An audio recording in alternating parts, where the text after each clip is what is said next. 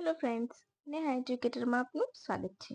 આજે હું તમારા માટે લઈને આવું છું 6ઠી જુલાઈથી 8મી જુલાઈ સુધીના મહત્વના કરંટ અફેર્સ, જે તમને આવનારી પરીક્ષામાં ખૂબ ઉપયોગી થશે અને ચોક્કસ તે તમને 1 માર્ક અપાવશે.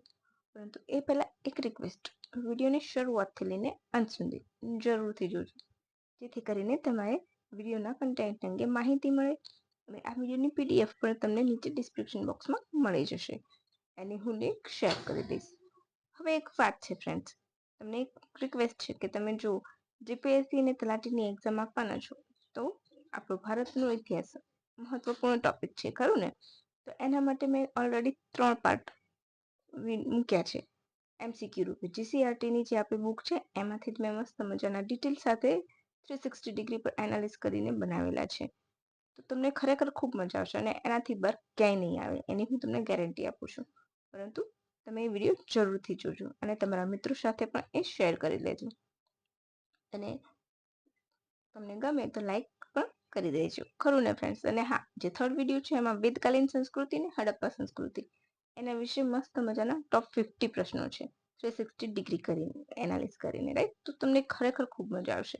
બુક્સમાંથી એક જે વાક્ય હોય છે ને એના પરથી મેં ક્વેશ્ચન્સ બનાવ્યા છે અને પછી એનું ડિટેલ કર્યું છે. તો ખરેખર મેં ખૂબ મહેનત કરી છે, તો તમે એક વખત એ જરૂરથી જોજો. હવે ચલો, બિલકુલ પણ સમય બગાડ્યા વગર આજનો આપણો પ્રથમ પ્રશ્ન જોઈ લઈશું. આજનો પ્રથમ પ્રશ્ન શું છે? 3/35 પહેલ કોના દ્વારા શરૂ કરવામાં આવી છે? FAO એટલે કે food and agriculture organization, food corporation of India, WHO અને વર્લ્ડ બેંક. બોલો.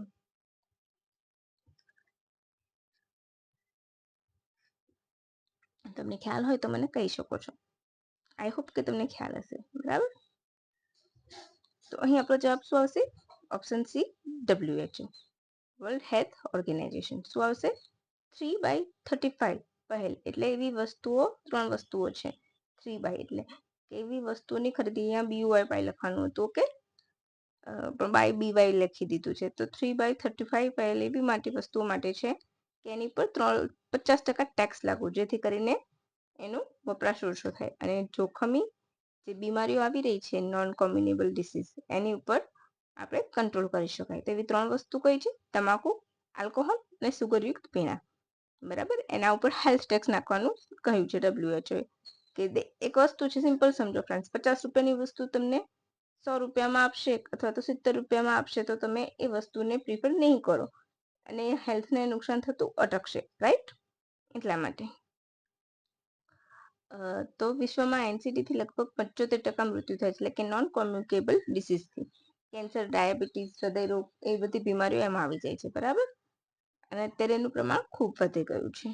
પછી તમને ખ્યાલ હશે કે ભારતમાં આપણે ખાંડના સેવનનું નિરીક્ષણ અને ખાંડના સેવનના ઘટાડો કરવા માટે દરેક શાળાએ શુગર બોર્ડ લગાવવામાં આવશે, જેથી કરીને પીણામાં શુગર બોર્ડથી તમને કેટલું નુકસાન થાય છે એનું એ કહેશે. કેમ? તો મેદસ્વીતા મુક્ત ગુજરાત આપણું અભિયાન ચાલે છે ને ભારતનું પણ ચાલે છે, બરાબર?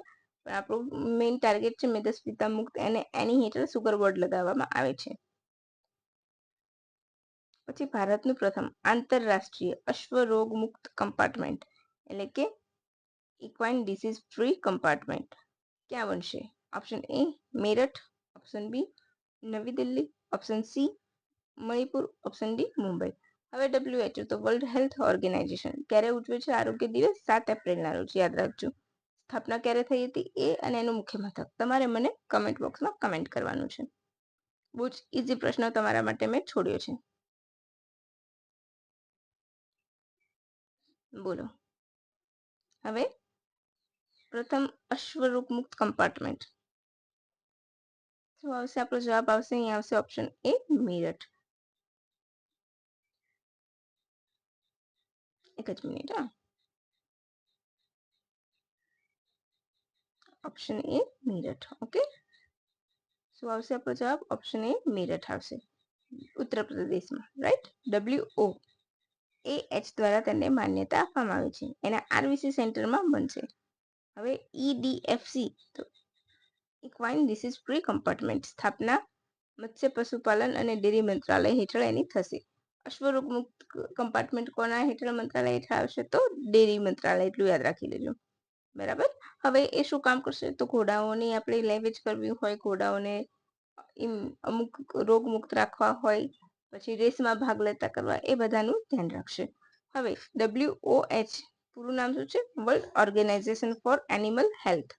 શું નામ છે? World organisation for animal health. 1924માં તેની સ્થાપના થઈ હતી, યાદ રાખજો. ભારત પણ તેનું સભ્ય છે. બરાબર. પછી આજનો અગત્યનો પ્રશ્ન, નાસાએ તેના 2026ના અંતરિક્ષ મિશન માટે કોને પસંદ કર્યા છે? શુભાંશુ શુક્લા. તો અત્યારે એમણે છે ઇન્ટરનેશનલ સ્પેસ સ્ટેશન ઉપર છે. ઓકે. ભારતના પ્રથમ વ્યક્તિ કોણ હતા સ્પેસમાં જનારા? રાકેશ શર્મા. હવે અનિલ મેનન, પેગી વિટ્સન અને જાહ્નવી ડાંગેટી. ચાલો, તો શું જવાબ આવશે? તમને ખ્યાલ હશે? 2026ના મિશન માટે. તો આપણો જવાબ આવશે option B, Anil Menon. Okay. આ તેમનું પ્રથમ અંતરિક્ષ મિશન હશે. બરાબર. ફ્લાઇટ એન્જિનિયર અને ક્રૂ મેમ્બર તરીકે કામ કરશે. 75 નામ છે, એક્સપેરિમેન્ટ 75. ઓકે. રોક્સમોસ એટલે કે રશિયાનું છે, સુયોઝ MS-29 માટે ઉડાન ભરશે. તેમની સાથે પ્યોત્ર ડેબ્રોયોવ અને એના કીકીના પણ હશે. હવે જોડણીમાં કે ઉચ્ચારમાં ભૂલ હોય તો તમારી રીતે તમારે સમજી લેવાનું. અટપટા નામ હોય છે આ લોકોના. બરાબર.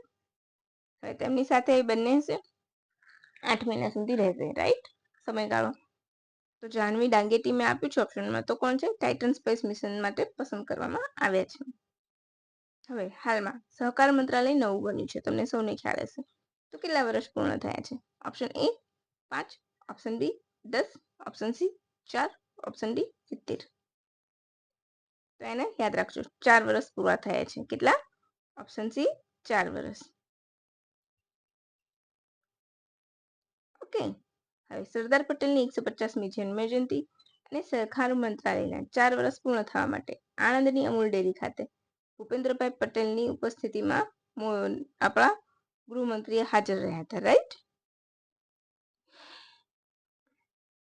તે દિવસે એમણે સરકારી યુનિવર્સિટીનું દેશની પ્રથમ ભૂમિપૂજન પણ કર્યું હતું.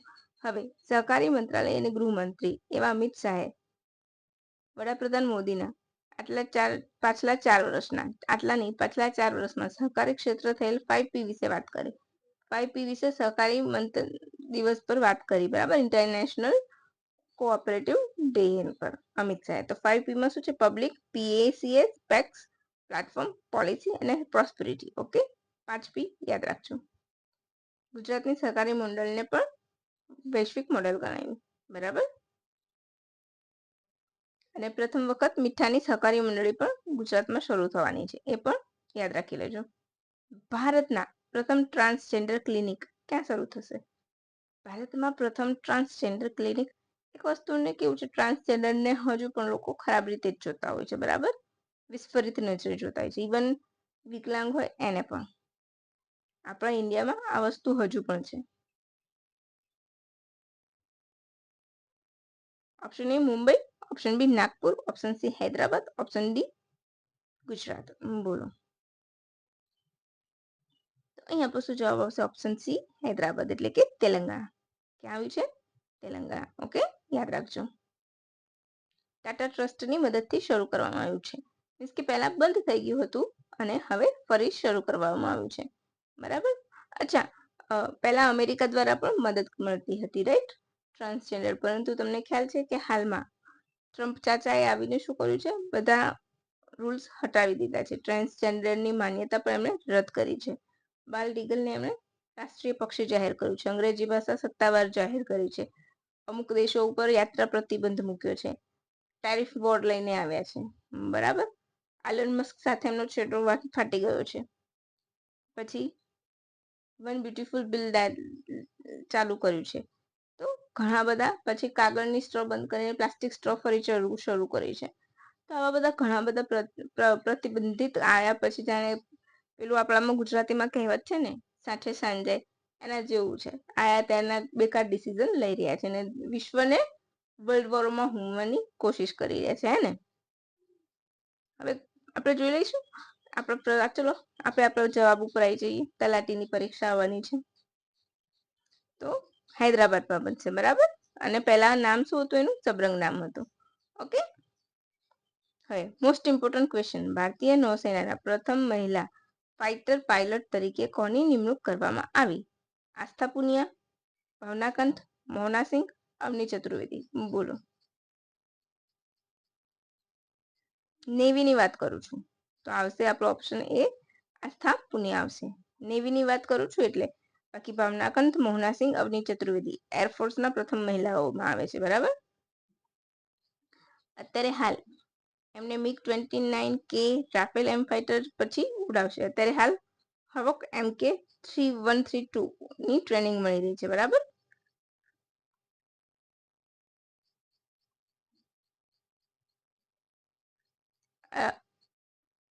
તો અહીંયા સોરી ફ્રેન્ડ્સ, 7મો પ્રશ્ન તારી નહીં પણ તાલિબાન દેશને માન્યતા આપનાર પ્રથમ દેશ કયો બન્યો છે? પ્રશ્ન આમ છે, હું પીડીએફમાં સુધારીને આપી દઈશ. ઓકે.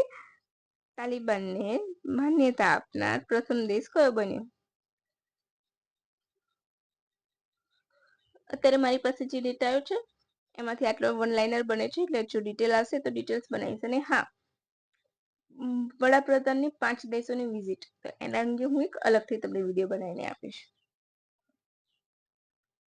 એટલે થોડુંક તમે શાંતિ રાખજો. બરાબર. તો શું આવશે? યુક્રેન, અમેરિકા, બ્રિટન કે રશિયા? તો આપણો જવાબ આવશે અહીંયા રશિયા. શું આવશે? Russia, not Russia. Okay, Russia. પછી વિશ્વ ઝૂનોસિસ ડે ક્યારે ઉજવવામાં આવે છે? 6 જુલાઈ, જુલાઈનો પ્રથમ શનિવાર, 4 જુલાઈ કે એક પણ નહીં? બોલો. તો તમને સૌને ખ્યાલ હશે કે ઓપ્શન એ 6 જુલાઈ. ક્યારે ઉજવાય છે? 6 જુલાઈના રોજ. જુલાઈનો પ્રથમ શનિવાર એટલે આંતરરાષ્ટ્રીય સહકારી દિવસ. 4 જુલાઈ અમેરિકાનો સ્થાપના દિવસ. બરાબર. ઝૂનોસિસ ડે એટલે માણસ પ્રાણીઓમાંથી માણસમાં ટ્રાન્સફર થતી ડિસીઝ, પ્રાણીઓમાંથી માનવમાં આવતી બીમારીઓ જેવી કે corona, swine flu, Ebola, right? તો એ બધી કેવી છે? એન્થ્રેક્સ. તો બધી માનવ ટુ ક્યાં? પ્રાણીથી માનવમાં આવે છે અને જીવલેણ પણ છે. ઓકે. તો એના માટે સજાગતા, હડકવા મેન તો રહી ગયું. આપણે તેને રેબિશ કહીએ છીએ, હડકવા. બરાબર. એના માટે તો દિવસ કેમ ઉજવવામાં આવે છે? તો યસ, હડકવાના લીધે જ. લુઈ પાસ્ચર, જેમણે હડકવાની રસી શોધી હતી, આ જ દિવસે 1885માં પ્રથમ વખત એક બાળકને હડકવાની રસી આપી હતી અને એને એનાથી રક્ષણ પણ મળ્યું હતું. એટલે તેની યાદમાં આ દિવસને વર્લ્ડ ઝૂનોસિસ ડે તરીકે ઉજવવામાં આવે છે. થોડાક ઇમ્પોર્ટન્ટ પોઈન્ટ્સ જોઈ લઈશું. એલોન મસ્ક તેની નવી પાર્ટી અમેરિકા પાર્ટી બનાવશે. બરાબર.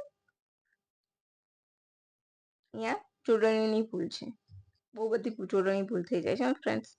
નીરજ ચોપડા એનસી ક્લાસિકમાં 86.26 મીટર ભાલો ફેંકીને ગોલ્ડ જીત્યા. યાદ રાખજો, નીરજ ચોપડા એટલે golden boy. Asia para archery ચેમ્પિયનશિપમાં ભારત મેડલ ટેલીમાં બીજા ક્રમે રહ્યું. 3 ગોલ્ડ, 3 સિલ્વર ને 3 બ્રોન્ઝ. ઓકે. અને હરવિંદરસિંહ 2 ગોલ્ડ જીત્યા. સુરીનામમાં જેનિફર ગિર્લિંગ સાયમન્સને રાષ્ટ્રપતિ તરીકે ચૂંટણીમાં પસંદ કરવામાં આવ્યા. કોને? તો જેનિફર ગિર્લિંગ સાયમન્સને. ઉચ્ચારમાં ભૂલ હોય તો માફ કરજો. સુરીનામના પ્રથમ મહિલા રાષ્ટ્રપતિ બન્યા છે, એટલા માટે ચર્ચામાં છે. બરાબર. દક્ષિણ અમેરિકન દેશ છે પારામ્બારીબો, એની રાજધાની છે. તો બસ ફ્રેન્ડ્સ, 6 થી 8ના કરંટ અફેરમાં આપણે આટલું જ રાખીશું. પછી ફરીથી મસ્ત મજાની માહિતી સાથે મળીશું. અને હા, વડાપ્રધાનની વિદેશ યાત્રા જે 5 દેશોની છે એની હું શોર્ટ વિડીયો લઈને આવીશ, રાઈટ? તો તમને મજા આવશે. તો બસ ફ્રેન્ડ્સ, આજે આટલું રાખીશું. અને તમને ગમ્યું હોય તો મારી ચેનલ લાઈક કરજો, સબસ્ક્રાઇબ કરજો, નવા હોય તો બેલ આઇકોન પ્રેસ કરજો અને હિસ્ટ્રીનો વિડીયો જરૂરથી જોજો. એ તમારા માટે છે, મારા માટે નહીં, રાઈટ? તો તમે નહીં જુઓ તો તમને અફસોસ થશે, એટલા માટે કહું છું. તો બસ ફ્રેન્ડ્સ, ચોક્કસથી વિડીયો જોજો અને તમારા મિત્રો સાથે શેર પણ કરજો. તો બસ આજ માટે આપણે આટલું જ રાખીશું. ફરીથી કાલે મળીશું નવા ટોપ 5 કરંટ વિથ નેહા એજ્યુકેટર, જે તમને તમારી પરીક્ષામાં ક્રેક કરાવવામાં મદદરૂપ થશે. એ પછી વન લાઇનરના સ્વરૂપે ક્વેશ્ચન પૂછાય કે પછી વિધાન વાક્ય, રાઈટ? પણ તમારા બધા topic doubts clear 360 degree point પર કરીને આપીશ. તો બસ friends, bye And thank you for watching my video. Have a good day, friends. See you.